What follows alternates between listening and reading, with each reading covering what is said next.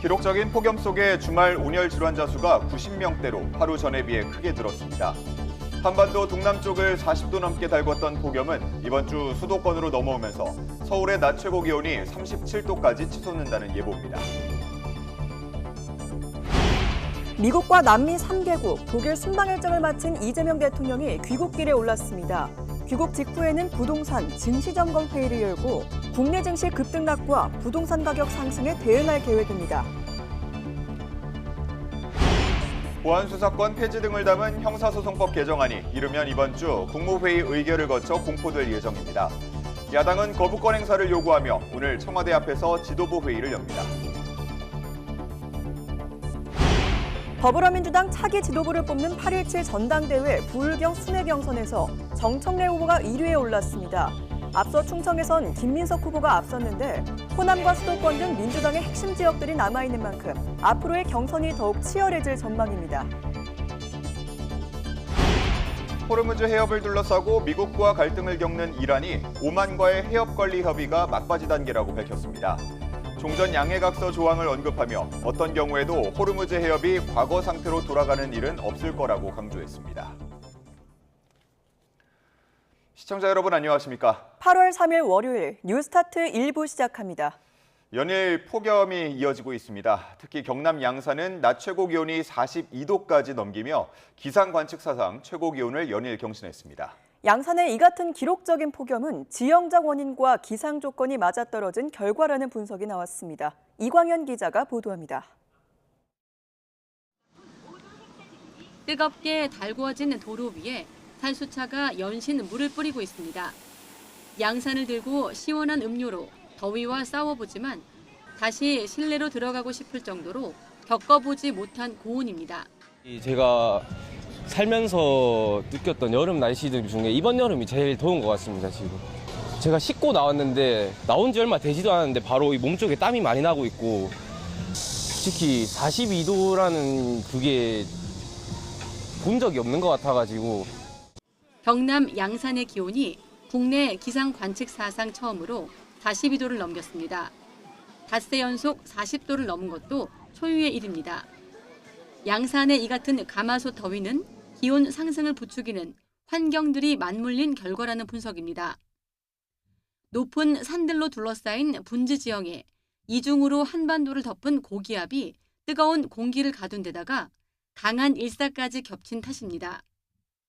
게다가 경남 지역은 장마 때 비가 적게 내려 땅이 메마른 것도 한몫했습니다. 기온을 끌어올리는 각종 악조건을 갖추며 극한 폭염에 시달린 양산. 최상위 폭염특보인 폭염 중대경보가 연이어 발령되며 우리나라 기상 역사를 새로 썼습니다. YTN 이광현입니다. 지난 주말 전국의 온열 질환자 수가 90명대로 하루 전에 비해 크게 늘었습니다. 특히 40도를 넘나드는 남부지방에서는 댐의 저수량이 크게 줄어들면서 가뭄 피해도 심각한 상황입니다. 염혜원 기자입니다. 8월의 첫 주말 온열 질환자 숫자가 크게 늘었습니다. 전국에서 모두 96명의 환자가 발생했는데 하루 전과 비교하면 18명이나 많습니다. 다행히 사망자는 발생하지 않았습니다. 지역별로 보면 역시 폭염이 심각한 남부지방에 환자가 더 많습니다. 현재까지 누적 환자 수는 경북은 190명, 경남이 175명, 전남 광주는 169명으로 서울 환자 수를 크게 웃돌고 있습니다. 경남의 인구가 서울의 3분의 1 수준인 점을 감안한다면 폭염 피해가 남부지방에 집중되고 있다는 것을 알 수 있습니다. 질병관리청의 온열 질환자 발생 예측 정보도 최고 수준인 4단계로 오는 5일까지 유지될 것으로 전망되고 있습니다. 논밭, 길가 등 실외에서 78.8%가 발생하고 있는데 집이나 작업장 등 실내 발생 비중도 21.2%로 연일 높아지고 있습니다. 정부는 물류센터 등 폭염 취약 사업장을 집중 점검하고 오폐수 처리 시설 등 질식사고 위험이 큰 곳은 작업을 중단하라고 권고했습니다. 남부지방은 폭염에 따른 가뭄도 심각한 상황입니다. 경남 밀양시의 밀양댐이 저수율 33%로 가뭄 경계 단계에 진입했습니다. 앞으로 생활, 공업 용수 가운데 일부를 밀양강과 낙동강물로 대체하고 농업용수는 경우에 따라 아예 공급을 중단할 수도 있습니다. 전남 장성군의 평림댐도 저수율 55%로 주의 단계로 격상됐습니다. YTN 염혜원입니다. 이번 주부터는 동풍이 불면서 폭염의 기세가 한반도 동쪽에서 서쪽으로 넘어올 것으로 보입니다. 북상하고 있는 태풍 돌핀의 경로에 따라 수도권에 극한 더위가 몰려올 수 있습니다. 장하영 기자입니다. 한반도 동남쪽을 40도 넘게 달궜던 폭염이 방향을 바꿉니다. 이번엔 더위가 수도권을 겨냥합니다. 지난 닷새 동안 경남 양산을 중심으로 40도 넘는 가마솥 더위를 이끈 건 팬 현상입니다. 북태평양 고기압의 가장자리를 타고 북서풍이 불었는데 양산을 둘러싼 영남 알프스를 넘으며 더 건조하고 뜨거운 공기를 끌어안게 된 겁니다. 오늘부터는 바람이 서풍에서 동풍으로 바뀝니다. 한반도 동남부가 겪은 팬 현상이 이제 반대 방향으로 나타나게 되는 겁니다. 괌 북쪽에서 크게 발달한 채 일본으로 향하고 있는 태풍 돌핀은 이 더위를 부추길 가능성이 큽니다. 전문가들은 태풍이 우리나라를 감싸고 있는 두 개의 열돔을 뚫지 못하고 뜨거운 바람만 불어넣을 걸로 보고 있습니다. 고기압의 중심이 동쪽에 위치하면서 동풍의 영향으로 서쪽 지역도 기온이 높아질 전망이며 태풍 돌핀이 괌 북북 동쪽 해상에서 서진하면서 동풍이 지속될 전망이어서 서쪽 지역의 기온은 당분간 높게 유지될 가능성이 있겠습니다. 경남 양산이 여전히 덥지만 40도는 넘지 않을 걸로 예상되는 가운데 서울 낮 최고 기온이 37도, 전남 광주도 39도까지 기온이 치솟는 등 더위가 점차 서쪽으로 옮겨오겠습니다. 기상청은 당분간 소나기 이외의 비 소식은 없을 걸로 전망했습니다. YTN 장하영입니다.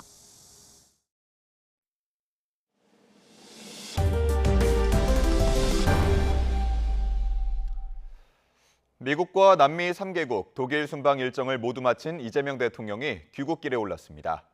이 대통령과 김혜경 여사, 수행단 등을 태운 공군 1호기는 현지 시각으로 2일 오후 독일 프랑크푸르트 국제공항에서 이륙했습니다.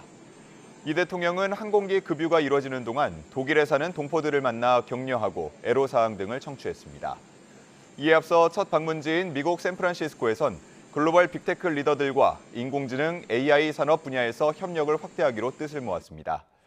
이후 브라질과 칠레, 아르헨티나 등 남미 3개국 순방에선 각국 정상들과 주요 광물의 공급망 공조 강화와 교역 확대 방안 등을 논의했습니다. 이 대통령은 귀국 다음 날인 내일부턴 다시 부처 업무 보고를 받는 등 국내 현안에 집중할 예정입니다. 더불어민주당 차기 지도부를 뽑는 8.17 전당대회 부울경 순회경선에서 정청래 후보가 2.8%포인트 차로 김민석 후보를 앞섰습니다. 치열한 박빙 승부 속 당대표 후보들의 공세 수위는 갈수록 높아지고 있습니다. 양동훈 기자입니다.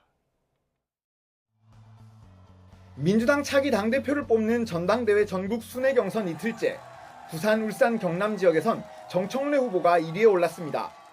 울산에선 밀렸지만 부산과 경남에서 앞서면서 부울경 전체로는 김민석 후보보다 1,514표, 2.8%포인트 더 많은 표를 얻었습니다. 최종 결과에서는 경남의 5% 전략지역 가중치가 적용돼 표차가 더 벌어질 것으로 보입니다. 전날 충청권까지 앞산한 중간 결과에서도 정청래 후보가 1%포인트 정도 차이로 아슬아슬하게 역전에 성공했습니다. 박빙 승부 속 후보들 간 신경전은 더욱 거세졌습니다. 정청래 후보는 김민석 후보의 신천지 의혹 제기가 민주당에 대한 해당 행위라고 맹공했고, 김민석 후보는 정청래 후보와 친청계 최고위원 후보들이 구태 개파 정치를 벌인다고 몰아붙였습니다. 신천지 의혹 제기만은 못 넘어가겠습니다. 윤리심판원에 제소해서 죄를 묻겠습니다. 당의 지도부를 봉숭아 학당으로 만드는 일은 없어야 합니다. 선관위에 제소되어야 하고 윤리위에 제소되어야 합니다. 정 후보는 노무현 정몽준 단일화 논란을 언급하며 김 후보를 믿을 수 있느냐고 호소했고, 김 후보는 명청대전을 언급하며 당청 불협화음을 막아달라 목소리를 높였습니다. 조선일보 사설에서 정몽준 노무현을 버렸다고 했을 때 그날 밤 김민석은 누구 편이었습니까?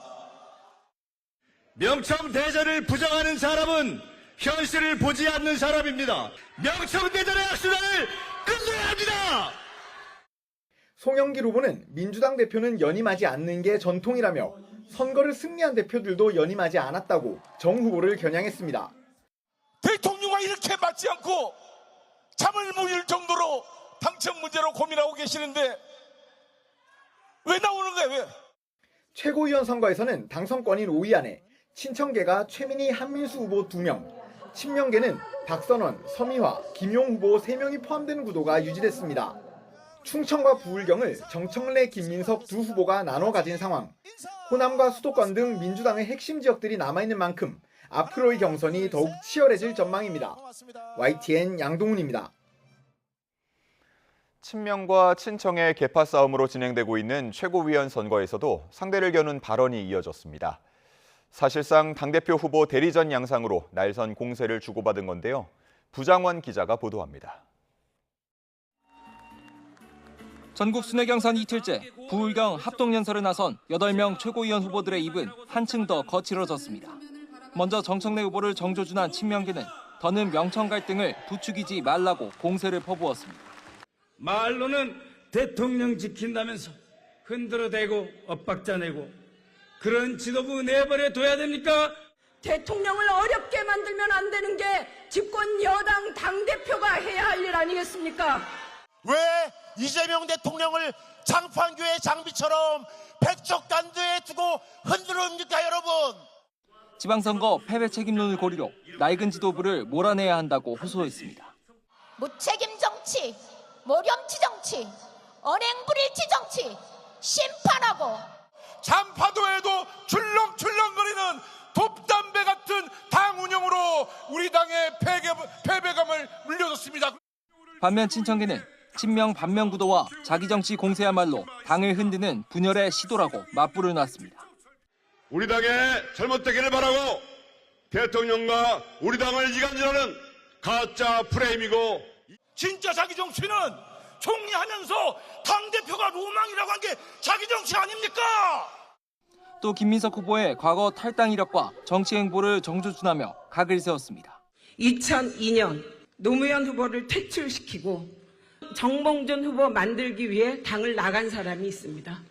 친명과 친청 양쪽으로 갈라선 후보들은 사정없이 서로를 겨누며 최고위원 경선 역시 당대표 후보 대리전 양상으로 흘러갔습니다. 후보들의 연설 내내 지지자들의 고성이 이어졌고 곳곳에서 서로를 비난하며 언쟁을 벌이기도 했습니다. YTN 부장원입니다. 보안 수사권 폐지 등을 담은 형사소송법 개정안을 놓고 야당의 공세가 계속되고 있지만 정부 여당은 후속 입법 수순을 밟아가고 있습니다. 이르면 이번 주 국무회의 의결을 거쳐 법이 공포될 예정인데 야당은 거부권 행사를 요구하며 오늘 청와대 앞에서 지도부 회의를 열 계획입니다. 보도에 최민기 기자입니다. 형사소송법 개정안의 국회 통과를 주도했던 민주당 법사위원들이 휴일에 기자간담회를 열었습니다. 위원들은 보안수사권 폐지에 따른 부작용을 막기 위한 실대범죄 전권 송치 법안을 늦어도 다음 달 중에 처리할 계획이라고 밝혔습니다. 사회적 약자에 대한 실대범죄는 저희가 공동 발의 지금 요청 중에 거의 다 발의 단계에 이르렀고요. 등등에 필요한 조직법 관련된 것도 즉시 발의해서 즉시 심사에 들어가도록 하겠습니다. 전권 송치는 경찰 등 1차 수사기관이 수사한 모든 사건을 예외 없이 검찰에 넘겨 확인하는 제도인데 민주당은 아동학대와 가정폭력, 성범죄 등 7개 범죄에 한해 전권 송치를 도입하기로 했습니다. 형사소송법 개정안은 이르면 이번 주 국무회의와 대통령 재가를 거쳐 공포될 것으로 보입니다. 앞서 국회의 최종 판단을 존중한다고 밝힌 만큼 대통령의 거부권 행사 없이 정부는 앞으로 보안수사 요구권의 실효성을 높이는 방안을 찾는 데 주력할 것으로 보입니다. 야당은 연일 큰 목소리로 반발하고 있습니다. 보안수사권 폐지로 가장 먼저 벼랑 끝으로 내몰릴 이들은 법의 보호가 가장 절실한 사회적 약자와 서민들이라며 악법 폐기를 위해 모든 수단을 동원하겠다고 밝혔습니다. 무너진 민생 치안과 사법 질서를 이대로 방치한다면 이는 결국 정권의 부메랑이 되어 돌아갈 것입니다. 국민의힘은 악법을 폐기하기 위해 헌법 소원은 물론 가용한 모든 대응 수단을 총력 가동하여 국민의힘은 이 대통령의 거부권 행사를 촉구하는 의미에서 청와대 앞에서 현장 최고위원회의를 열기로 했습니다. 국민의힘 정점식 원내대표는 또 단일 종목 레버리지 ETF 도입 등 주식시장 대란의 책임을 신속히 규명하자며 국정조사를 제안했습니다. YTN 최민기입니다. 검사의 보완 수사권 완전 폐지를 골자로 한 형사소송법 개정안이 국회를 통과하며 70여 년의 형사사법 체계가 대격변을 겪게 됐습니다. 다만 일선에서는 제대로 된 대비 없이 법부터 통과됐다며 개문발차 우려도 나옵니다. 조성호 기자가 보도합니다. 검사의 직접 수사 권한을 전면 폐지하는 형사소송법 개정안이 국회 본회의를 통과했습니다. 더불어민주당이 강하게 추진해온 검찰개혁이 마무리 수순에 들어선 건데 여전히 남은 과제가 산적해 문을 열어둔 채 출발하는 개문발차가 될 수 있다는 목소리가 나옵니다. 일단 오는 10월 검찰청이 폐지되며 출범하는 중대범죄수사청과 공소청의 조직 구성과 업무 분담 문제가 대표적입니다. 중수청은 검찰이 맡았던 주요 범죄 수사를 이어받는 이른바 포스트 검찰 시대 안착을 위한 핵심 기관 중 하나지만 아직 곳곳에는 물음표가 남아 있습니다. 중수청 개청준비단은 당장 이번 주부터 전국 검찰청을 돌며 검사와 수사관 대상 임용 설명회를 열기로 했지만 직급과 처우 등 신분 문제부터 명확하지 않다는 게 일선의 시각입니다. 중수청 수사에 필요한 전산망, 킥스 구축 또한 물리적으로 시간을 맞추기 어려울 거란 목소리도 있습니다. 기소와 공소 유지 기능만 맡게 되는 공소청의 직제, 인력 재배치 문제도 여전히 안개 속입니다. 여기에 개정 형소법에 맞춰 준칙 등 하위 법령의 재정비가 필요하다는 점도 주요 숙제인데 내부에선 2개월 안에 끝내기는 쉽지 않을 거란 우려가 나오는 상황. 경찰과 공수처 등 기존 기관과 중수청, 공소청이란 세 기관 사이 역할 재정비와 협업체계 등 실무 절차 조율에도 시간이 필요할 걸로 보입니다.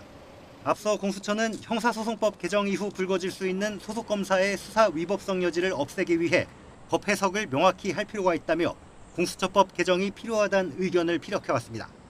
일각에선 개점 휴업 상태를 막기 위해선 정부가 시행령 부칙을 개정해 중수청과 공소청의 출범 시기를 늦춰야 한다는 지적도 나옵니다. YTN 조성호입니다. 이번 형사소송법 개정 논의 과정에서 피해자들에게 형사 절차 참여권이 폭넓게 보장되고 있지 않다는 점은 거의 논의되지 않았습니다. 수사와 재판 전반에서 최소한의 정보 접근마저 어려운 상황인데 어떤 문의를 해도 구체적인 답을 받지 못하는 건 기자인 피해자도 마찬가지였습니다. 피해자가 형사 절차에서 마주하는 어려움을 신규혜 기자가 따라가 봤습니다. 지난해 여름 기자의 사진으로 딥페이크 범죄가 이루어졌다는 사실을 인지했고 곧바로 이 사실을 경찰에 신고하면서 기나긴 형사 절차가 시작됐습니다. 신고 한 달 만에 피해자 조사를 받았고 사건은 6개월 뒤 송치됐습니다. 그런데 그 과정에서 어떤 조사가 이루어졌는지 구체적인 혐의 내용이 무엇인지 알려주는 곳은 없었습니다. 검찰 단계에서도 마찬가지였습니다.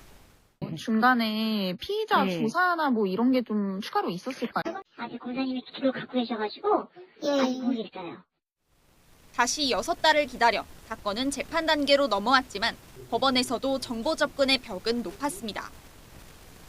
피고인에게는 자동으로 송달된 공소장을 피해자는 열람복사 신청을 거쳐 일주일 만에야 받을 수 있었던 겁니다. 앞으로 진행되는 재판의 기록을 확인할 때도 이런 절차를 거쳐야 합니다.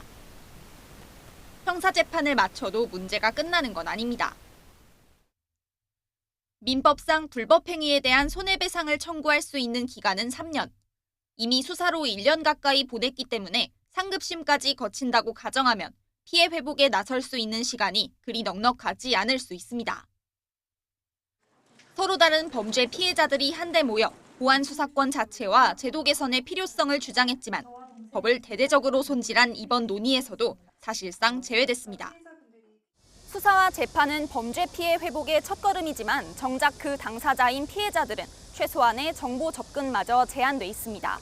법 개정 논의의 초점이 검찰 권한 축소에 맞춰진 사이 형사 절차 전반에 걸친 권리 사각지대는 고스란히 피해자 몫으로 남았습니다. YTN 신계입니다.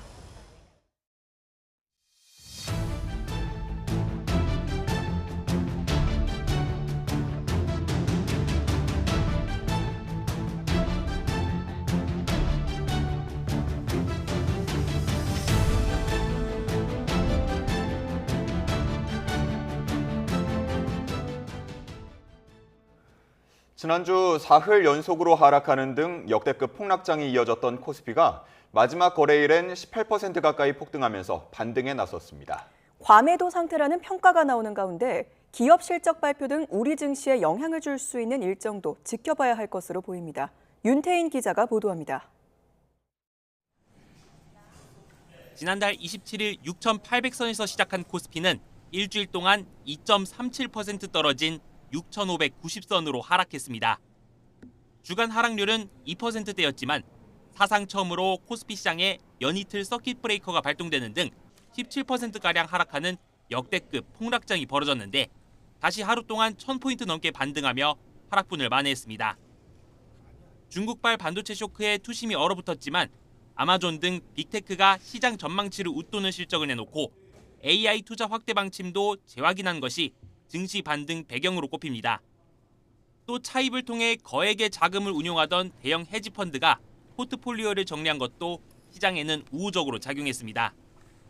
향후 증시 전망에 대해서는 코스피가 여전히 낙폭 과대 구간에 있는 데다가 주력 업종의 실적을 통해서 전반의 이익 신뢰성도 회복하고 있다는 점도 주목할 필요가 있다는 평가도 나옵니다. 다만 앞으로 상승장이 계속될 것으로 판단하는 건 시기상조로 보입니다. 하락장이 이제 완전히 끝났다는 평가보다 단기적인 좀 폭락장은 좀 마무리됐다. 그래서 이제 일정 부분 되돌리는 반등은 나올 것 같고, 그리고 이번 하락장에서 좀 그나마 다행이었던 건 기업들의 실적은 문제가 없더라고요. 뭐 경제 환경도 나쁘지 않았고. 앞으로 예정된 AMD와 샌디스크, 웨스턴 디지털 등 미국 주요 기업들의 실적 발표도 코스피 반등의 분수령이 될 것으로 보입니다. 또 미국 7월 고용지표에서 실업률이 시장 예상보다 더 오른 것으로 발표되면 금리 인상 우려도 낮아지는 만큼 주목할 필요가 있다는 분석이 나옵니다. YTN 윤태인입니다. 역대급 변동성을 보인 지난달 상장 종목 10개 가운데 7개꼴로 주가가 내린 것으로 나타났습니다. 지난달 31일 기준으로 지난 6월 30일보다 마이너스 수익률을 기록한 종목은 코스피와 코스닥 시장 전체 2,645개 종목 가운데 1,859개로 집계됐습니다. 시장별로 보면 코스피 시장에서 하락한 종목은 전체 917개 가운데 566개로 62%에 달했고, 코스닥 시장에서는 전체 1,728개 가운데 1,293개로 75%에 달했습니다. 지난달 31일 삼성전자와 SK하이닉스가 30% 가까이 폭등했지만 증권사 목표가 평균과 비교하면 절반 정도에 그친 것으로 나타났습니다. 지난달 31일 삼성전자는 26.8% 폭등하며 26만 2,500원으로 장을 마친 가운데 최근 한 달 동안 증권사 20곳이 제시한 목표가 평균은 48만 6,250원으로 집계됐습니다. 상한가를 기록하며 171만 8천원으로 거래를 마친 SK하이닉스의 경우 최근 한 달 동안 증권사 21곳이 제시한 목표가 평균은 331만 5,714원으로 집계됐습니다. 부동산 세제 개편 발표가 임박하며 서울 부동산 시장 관망세가 짙어진 가운데 중저가 주택이 몰린 서울 외곽 지역 아파트 값은 여전히 강세입니다. 상대적으로 접근 가능한 가격대로 영끌 매수가 꾸준하고 조만간 발표될 세제 개편이 서울 외곽 지역 시세에는 직접적인 타격을 주지 않을 것이란 관측이 높기 때문입니다. 차유정 기자입니다. 서울 구로구 신도림동의 전용 84제곱미터 아파트. 지난달 20일 14억 9,500만 원에 거래되며 역대 최고가를 썼습니다. 인근 전용 59제곱미터는 지난달 14억 1천만 원에 거래됐는데 1년 만에 3억 3천만 원이 상승했습니다. 올해 서울 아파트 값이 6.29% 오른 가운데 성북구가 10.31% 오르며 상승률이 가장 높았습니다. 구로구가 뒤를 이었고 강서와 서대문구 등 순으로 상위 10곳 모두 비강남권입니다. 매물도 서울 외곽 지역 중심으로 빠르게 감소하는 모습입니다. 6달 전과 비교해 매물이 가장 큰 폭 감소한 지역은 중랑구며 매물 감소율 상위 8개 지역이 이른바 노도강, 금관구 등 외곽 지역입니다. 대출 세금 규제와 높은 가격 부담으로 강남권이 주춤한 사이 가격 접근이 비교적 수월한 비강남권에서 키 맞추기 장세가 계속되는 셈입니다. 세제 개편을 앞두고 관망세가 짙어졌지만 이번 개편이 초고가 주택을 겨냥하는 만큼 외곽 지역은 직접 영향권에서 비켜 있기 때문이란 분석도 있습니다. 중저가 주택은 대출의 문턱이 낮은 데다가 보유세를 비롯한 세금 부담이 덜해서 젊은 층을 중심으로 구매가 늘다 보니까 고가 주택과는 달리 가격 오름세가 나타나고 있는데요. 오히려 과세 부담이 상대적으로 덜한 중저가 아파트로 수요가 더욱 집중될 가능성도 제기됩니다. 외곽 지역은 다만 대출을 활용한 매수 비중이 높은 만큼 하반기 금리 추이 등에 따라 강세가 이어질지 결정될 것으로 보입니다. YTN 차유정입니다. 이어서 주요 사건 사고 소식입니다. 연일 폭염이 이어지는 가운데 한강에서 수영하던 30대가 심정지 상태로 발견됐습니다. 구조대는 이 남성이 수중보에 빨려 들어가면서 사고가 난 것으로 보고 경위를 파악하고 있습니다. 송수현 기자입니다. 서울 잠실대교에 있는 수중보에서 물이 쏟아져 내려옵니다. 높낮이 차이로 거센 물보라가 일어납니다. 이곳에 30대 남성이 빠졌다는 신고가 접수된 건 그제 아침 8시 40분쯤입니다. 남성은 이곳 한강에서 수영을 하다가 강물의 수위를 조절하는 수중보에 빨려 들어갔습니다. 신고 직후 출동한 순환구조대가 7분 만에 남성을 발견했는데 구명투브에 연결된 밧줄을 몸에 감고 있었던 것으로 확인됐습니다. 들은 대부분 그거를 몸에 이렇게 달고 가다가 힘들면 이제 그걸 잡고 쉴 수 있게 발목이나 손목에 이렇게 차고 수영을 하세요. 보에 이제 물이 떨어지면은 수영에서 그 와류하고 그런 게 형성이 돼요. 그러면서 그쪽으로 좀 빨려 들어갈 수 있거든요. 구조 당시 이미 의식을 잃어 심정지 상태였던 남성은 곧장 병원으로 옮겨졌습니다. 경찰과 소방은 수중보에 빨려 들어가게 된 정확한 경위를 파악하고 있습니다. YTN 송수연입니다. 어제 오전 10시쯤 충북 괴산 동진천에서 60대 여성이 숨진 채 발견됐습니다. 괴산경찰서는 차를 타고 지나가던 운전자가 물 위에 떠 있는 시신을 발견해 신고했다고 밝혔는데요. 숨진 여성은 인근 주민으로 확인됐고 발견 당시 다슬기 채집망을 손에 쥐고 있었던 것으로 전해졌습니다. 경찰은 숨진 여성이 혼자 다슬기를 잡다가 물에 빠져 사고를 당한 것으로 보고 정확한 경위를 조사하고 있습니다. 어제 오후 3시 20분쯤 서울 신림동에 있는 4층짜리 상가 건물에서 불이 나 40여 분 만에 꺼졌습니다. 지금까지 이 불로 다친 사람은 없고 인접 건물에 있던 인원 등 130명이 대피한 것으로 파악됐습니다. 소방당국은 정확한 발화 지점과 화재 원인을 조사하고 있습니다. 이번 지방선거뿐만 아니라 지난 대선에서도 투표율이 고의로 조작됐다는 주장이 제기됐습니다. 투표자 수가 일률적으로 늘거나 일정 시간 증가하지 않았다는 건데 국민의힘은 국기문란 범죄를 확산하고 있다며 신속한 강제 수사를 촉구했습니다. 김문경 기자가 보도합니다.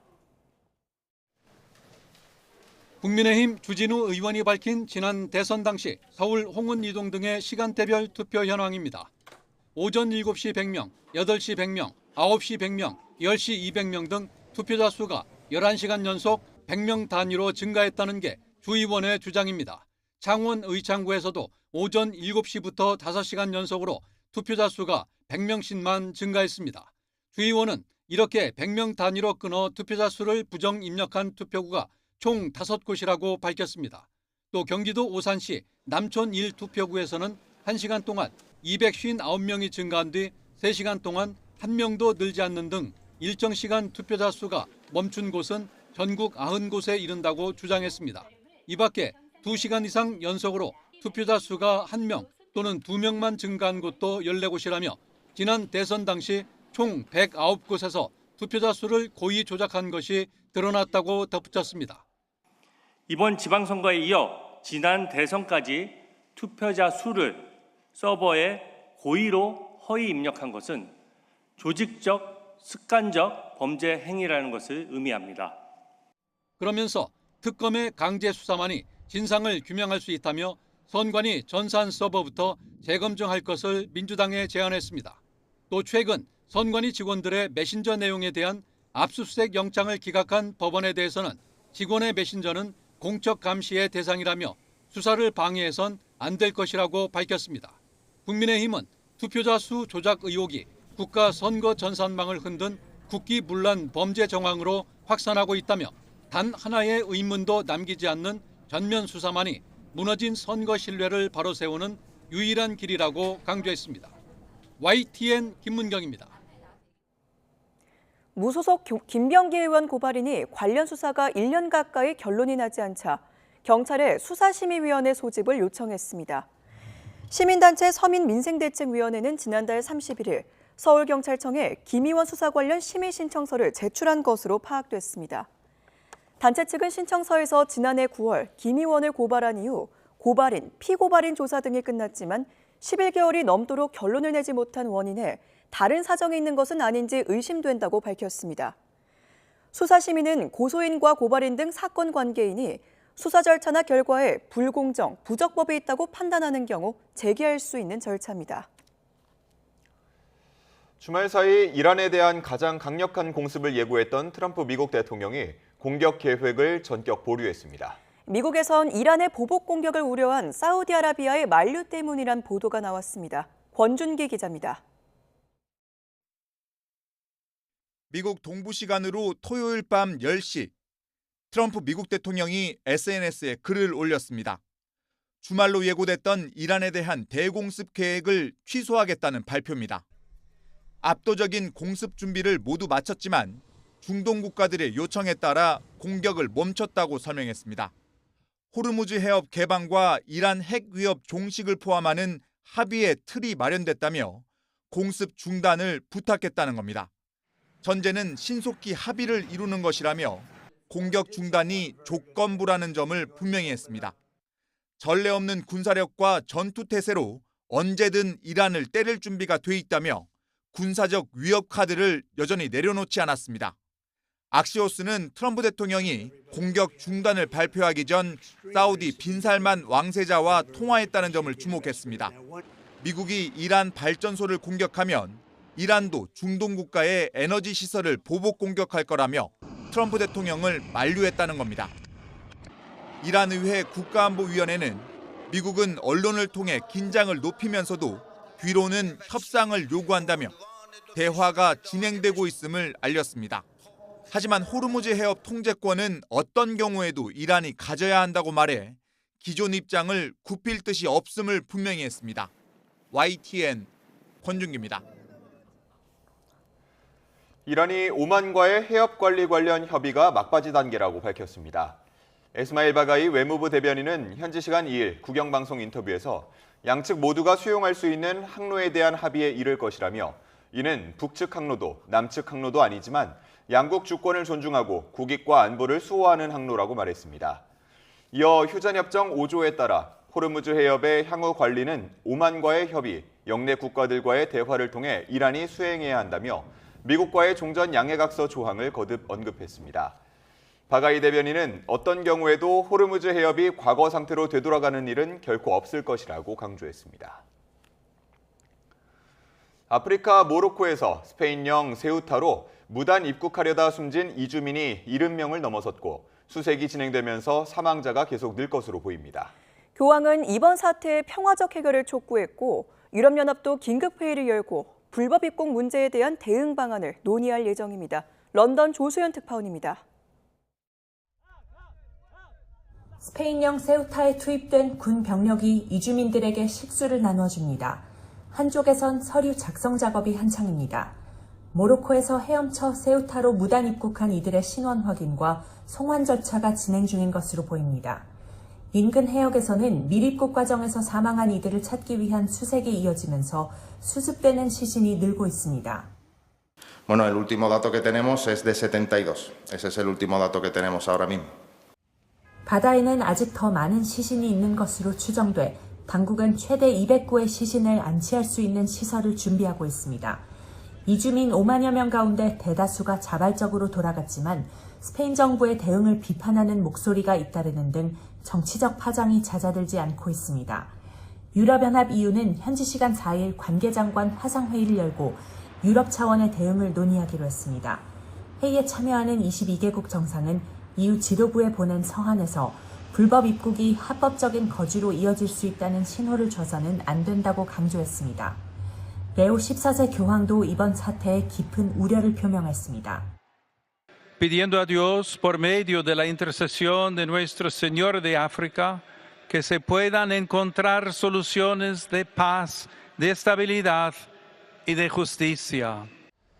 세우타 해역에서는 무단 입국 사태의 재발을 막기 위해 해상 차단벽 설치 작업이 진행되고 있습니다.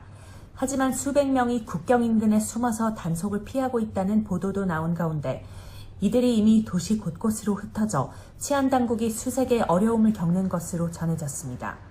런던에서 YTN 조수연입니다. 규모 7.1 강진이 발생한 일본 구마모토현에선 여진 공포 속에 폭염과 사투가 벌어지고 있습니다.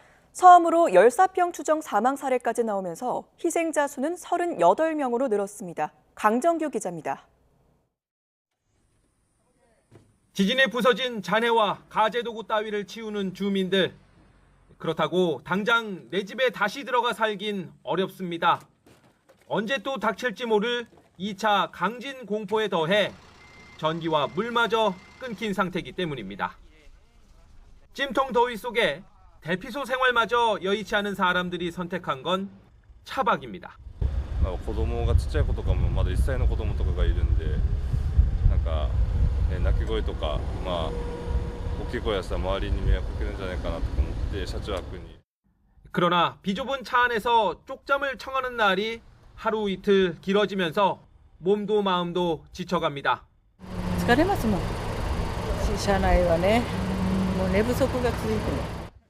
실제 이렇게 차박 대피 생활을 해오던 70대 여성 한 명이 온열 질환에 시달리다 숨졌습니다.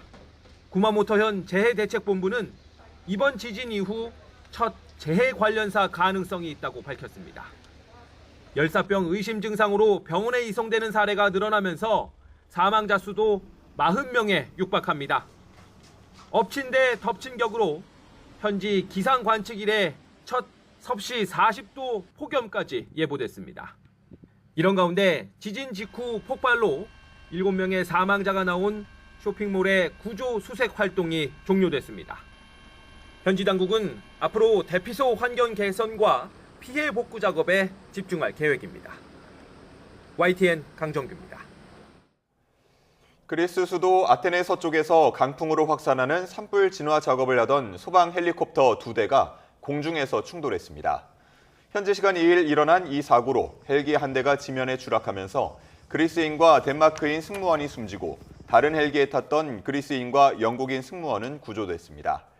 미초타키스 그리스 총리는 포르타 그레메뉴에서 발생한 대형 산불 진압에 나섰던 그리스 소방지휘관과 덴마크 조종사가 숨졌다며 애도를 표했습니다. 그리스는 여름철 산불 진압을 위해 외국 소방대와 헬기 승무원을 파견받는 경우가 많은 것으로 알려졌습니다. 유럽 10개국을 지나는 다뉴브강이 가뭄의 바닥을 드러내면서 헝가리와 세르비아 등 유역 국가들의 전력난이 가중되고 있습니다. 머저르 페테레 헝가리 총리는 현지 시간 2일 영상 메시지에서 내일 44년 만에 처음으로 팍스 원자력 발전소가 가동을 멈출 것이라며 앞으로 닷새가 중대한 고비라고 말했습니다. 이어 팍스 원전이 몇 주 동안 전력을 생산하지 못할 수 있다며 오후 5시에서 10시 전기 사용을 줄여달라고 당부했습니다. 헝가리 전력 생산량의 약 40%를 차지하는 팍스 원전은 냉각수를 끌어다 쓰는 다뉴브강 수위가 역대 최저치로 떨어지면서 지난달 29일부터 원자로 4기 가동을 차례로 중단했습니다. 4연임을 노리는 잔니 인판티노 국제축구연맹 피파 회장이 월드컵 자회사 설립 논란의 역풍을 맞으면서 내년 선거에 단독 출마해 당선될 거라는 애초 예상과는 달리 대항마가 여러 명 거론되고 당장 사임하라는 요구도 나오고 있습니다. 경선을 성사해 인판티노를 밀어내야 한다는 목소리가 나오면서 대항마로는 알켈라이피 파리 생제르맹 회장 겸 유럽클럽 연합 의장, 몬타글리아니 북중미 카리브 축구연맹 회장, 2016년 경선에서 인판티노와 맞붙어 떨어진 알칼리파 아시아 축구연맹 회장이 거론됩니다. 영국 일간 가디언은 이 가운데 알켈라이피 회장이 유럽의 지지를 받고 있지만 본인은 출마를 주저하고 있는 것으로 보인다고 전했습니다. 알켈라이피 회장의 모국이자 2022년 월드컵 개최국인 카타르는 이번 자회사 논란에 대해 모로코와 함께 인판티노를 지지했습니다.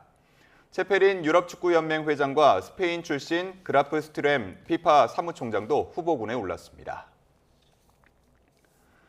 최전방 군인 가족들은 방학에도 아이들과 갈 곳이 마땅치 않습니다. 어린이를 위한 문화 놀이 시설이 워낙 부족한데요. 특별한 키즈 카페가 문을 열었습니다. 홍성욱 기자가 소개합니다. 여름방학이 시작됐지만 엄마 아빠는 걱정이 없습니다. 새롭게 문을 연 키즈 카페 덕분 공이 가득한 풀장과 트램펄린은 인기 최고. 각종 보드게임에 장난감도 가득합니다. 아이들은 시간 가는 줄 모릅니다. 동생들은 엄마가 읽어주는 동화책에 푹 빠졌습니다. 곰돌이가 간식 가져왔어. 여느 키즈 카페와 똑같지만 특별한 점이 하나 있습니다. 민통선과 불과 2km 떨어진 세북단에 세워졌습니다. 육군 12사단 군인 가족 1,600여 명이 거주하고 아이들도 200여 명이 있지만 놀 곳은 아파트 놀이터가 전부였습니다. 애기 하원하고도 여기 와서 자주 책도 보고 장난감도 가지고 놀 수 있을 것 같아서 정말 기대되고 좋아요. 올해 초 육군 참모총장이 지역을 방문해 군인 가족들과 간담회를 했고 부모가 함께할 수 있는 놀이 공간이 필요하다는 의견을 들었습니다. 육군과 자치단체, 기업이 힘을 모았고 주민 누구나 이용 가능한 도서관과 키즈 카페가 탄생한 겁니다. 대한민국 국민의 일상을 더욱더 잘 지켜나갈 수 있는 디딤돌이 되도록 하겠습니다. 오늘 이 서하천돌이 키즈 카페가 그 출발에 작은 이정표가 될 것으로 저는 확신합니다. 최전방을 수호하는 군인 가족의 육아 부담을 해소한 키즈 카페, 군복지의 새로운 모델이 되고 있습니다. YTN 홍서욱입니다. 나홍진 감독의 영화 호프가 올해 개봉한 영화 가운데 세 번째로 400만 관객을 돌파했습니다. 배급사인 플러스엠 엔터테인먼트는 호프가 어제 기준으로 누적 관객 400만 명을 넘겼다고 밝혔습니다. 올해 개봉작 중 400만 고지를 밟은 작품은 장항준 감독의 왕과 사는 남자, 연상호 감독의 군체에 이어 호프가 세 번째입니다. 황정민과 조인성, 정호연이 주연을 맡은 이 영화는 비무장지대에 위치한 호포항에 정체를 알 수 없는 외계 생명체가 찾아와 벌어지는 이야기를 그렸습니다. 인도네시아 동자바주 해상에서 271명이 탄 것으로 알려진 여객선에 큰 불이 나 5명이 숨지고 41명이 실종됐습니다. 현지 시간 2일 인도네시아 매체 콤파스TV와 중국 관영 신화통신 등에 따르면 이날 오전 6시쯤 동자바주 마두라섬 인근 해상에서 여객선 무티아라 센타사 2호에 불이 났습니다. 이 불로 5명이 숨지고 41명이 실종됐으며 나머지 225명은 구조됐다고 인도네시아 국가수색구조청이 밝혔습니다. 전국 대부분 지역이 폭염경보로 뒤덮여 있습니다. 특히 최고 단계인 중대경보가 확대하며 영남과 전남 일부 지역에 내려져 있는데요. 어제 경남 양산의 낮 기온이 사상 처음으로 42도를 돌파했습니다. 이제는 바람의 방향이 동풍으로 바뀌며 서쪽 지방에서도 극한 더위가 나타나겠습니다. 오늘 서울 한낮 기온 37도까지 크게 치솟겠습니다. 한낮 폭염이 심하니 밤더위도 만만치 않습니다. 현재 서울은 12일째, 제주는 27일째 열대야가 지속하고 있는데요. 현재 서울 기온은 26.5도, 강릉 27.1도, 제주 26.8도를 나타내고 있습니다. 한낮에는 서울 37도, 광주와 대구 39도까지 크게 치솟겠습니다. 야외 활동을 자제하시고 온열 질환 예방에 각별히 신경 써야겠습니다. 오늘도 하늘은 대체로 맑겠습니다. 다만 아침까지 중부 서해안을 중심으로는 안개가 짙게 끼겠고요. 오후에는 대기 불안정이 심해지면서 강원 남부와 충북 북부에 5에서 10mm의 소나기가 예상됩니다. 날씨였습니다. 이상으로 뉴스타트 1부 마칩니다. 잠시 후 2부가 이어집니다. 시청해주신 여러분 고맙습니다.